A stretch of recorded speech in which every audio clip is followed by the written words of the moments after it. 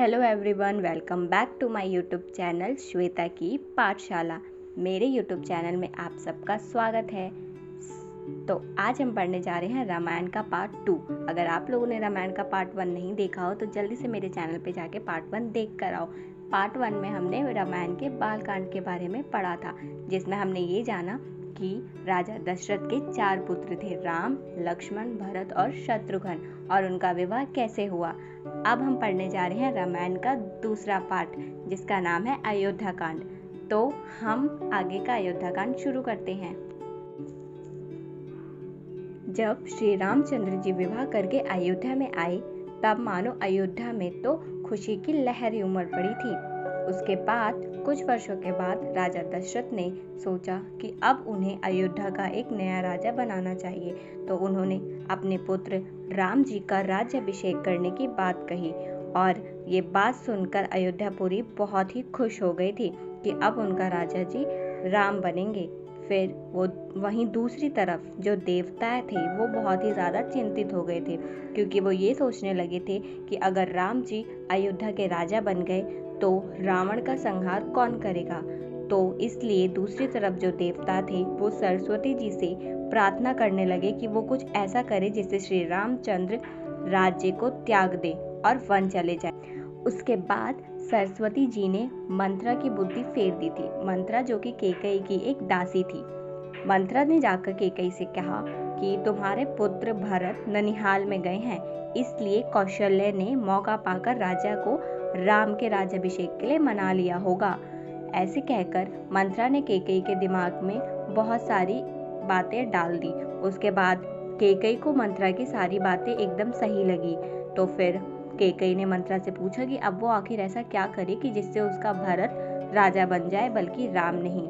उसके बाद मंत्रा ने कैकेयी से कहा कि तुम्हारे 2 वरदान राजा के पास धरोहर है। तुम ऐसा करो कि राजा से भरत के लिए राज्याभिषेक और राम के लिए वनवास मांग लो। जब राजा तुम्हारी सौगंध खा ले तब तुम उनसे ये वरदान मांगना, ताकि राजा अपने वरदान से पलट ना सके। और उसके बाद कैकेयी ने मंत्रा की बात मान ली और उसने कहा कि अब वो एक कोप भवन में चली जाएगी, और जब तक राजा उनकी मनोकामना पूरी नहीं करेंगे वो किसी से बात नहीं करेंगी और वहां से बाहर नहीं आएंगी। जब राजा को ये बात पता चली तो उन्होंने कैकेयी से पूछा कि तुम कोप भवन में क्यों गई हो। तो कैकेयी ने राजा से 2 वचन की बात याद दिलाई। तो राजा ने बोला, हाँ क्या वचन है। जब कैकेयी ने उनको अपने 2 वचन बताए कि भरत का राज्याभिषेक और राम के लिए 14 वर्ष का वनवास, तो राजा ने बोला कि तुम 2 के बदले 4 वर मांग लो, क्योंकि रघुकुल की रीत सदा चली आई, प्राण जाए पर वचन न जाए, लेकिन राम के लिए वनवास। उसके बाद भी कैकेयी ने राजा दशरथ की किसी भी बात को नहीं माना और उन्होंने बोला कि उनको वो 2 वरदान ही चाहिए। फिर राजा दशरथ की तबीयत बिगड़ने लगी और वो हे राम कह के धरती पर गिर पड़े।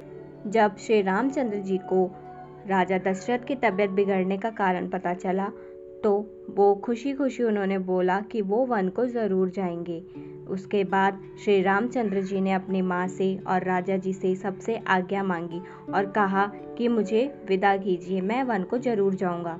श्री राम ने जाकर अपनी माता कौशल्य के चरण स्पर्श किए और उनसे आशीर्वाद लिया। उसके बाद जब सीता जी को राम जी के वन जाने की बात पता चली तो सीता जी भी व्याकुल हो गई और वो भी कौशल्य जी के पास आई और उनका आशीर्वाद लेकर कहने लगी कि जब मेरे प्राणनाथ वन को जाना चाहते हैं तो मैं भी उनके साथ जाना चाहती हूँ, मुझे भी आज्ञा दीजिए। लेकिन कौशल्य जी ने उन्हें बहुत मनाया, पर सीता जी नहीं मानी और वो भी उनके साथ जाने को तैयार हो गई। उसके बाद जब लक्ष्मण जी को भी ये बात पता चली तो उन्होंने भी श्री रामचंद्र जी के चरण पकड़ लिए और कहा कि आपके साथ मुझे भी ले चलिए प्रभु। और उसके बाद श्री राम जी ने उनको भी बहुत मनाया, लेकिन वो नहीं माने और वो श्री रामचंद्र जी के साथ जाने को तैयार हो गए। वहीं दूसरी ओर जब दशरथ जी को ये पता चला कि राम जी वन को चले गए हैं तो उन्होंने ये समाचार सुनकर अपने प्राण को त्याग दिए। और दूसरी ओर जब भरत जी और शत्रुघ्न जी को ननिहाल से बुलाया गया तो यहाँ आकर उन्होंने देखा कि उनके पिताजी का स्वर्गवास हो गया है और राम जी को 14 वर्ष का वनवास और भरत के लिए राज्याभिषेक मांगा गया है। ये बात सुनकर भरत जी तो भरत जी बहुत ज़्यादा व्याकुल हो गए और उन्होंने ये निर्णय लिया कि वो ये राज्य नहीं संभालेंगे। वो वन को जाएंगे और अपने राम जी को वापस लेकर आएंगे और उनका ही राज्याभिषेक करवाएंगे। भरत जी ने पहले अपने पिताजी का अंतिम संस्कार किया और उसके बाद वो वन को चले गए अपने राम जी को ढूंढने के लिए। कैसे करके जब वो राम जी से मिले तो उन्होंने उनसे प्रार्थना की कि वो वापस अपने राज्य को चले, किंतु राम जी ने उनको समझाया और उनको मनाया कि नहीं, अब उनको अपनी माता कैकेयी का वचन का पालन करना ही होगा। वो 14 वर्ष के बाद ही वापस आएंगे। फिर भरत जी ने उनसे कहा कि ठीक है, लेकिन 14 वर्ष से अगर एक दिन भी लेट हुआ तो आप मुझे जीवित नहीं पाएंगे। फिर श्री रामचंद्र जी ने उनको समझाया और राज्य संभालने के लिए कहा। फिर भरत जी ने राम जी के चरण पादुकाओं को लिया और उसको अपने सर पे रखा और वो लेकर वो अपने राज्य वापस चले गए और राज्य में जाकर उन्होंने राज्य की गद्दी पे श्री रामचंद्र जी के चरण पादुका को रख दिया और वो हमेशा उसकी पूजा करते और उसके बाद वो वहीं से अपना राज्य संभालने लगे। आई होप आप सबको ये अयोध्या कांड अच्छा लगा हो। अगर अच्छा लगा हो तो मेरी वीडियो को लाइक करें। इसके आगे का हम नेक्स्ट वीडियो में पढ़ेंगे। तब तक के लिए थैंक्स फॉर वॉचिंग।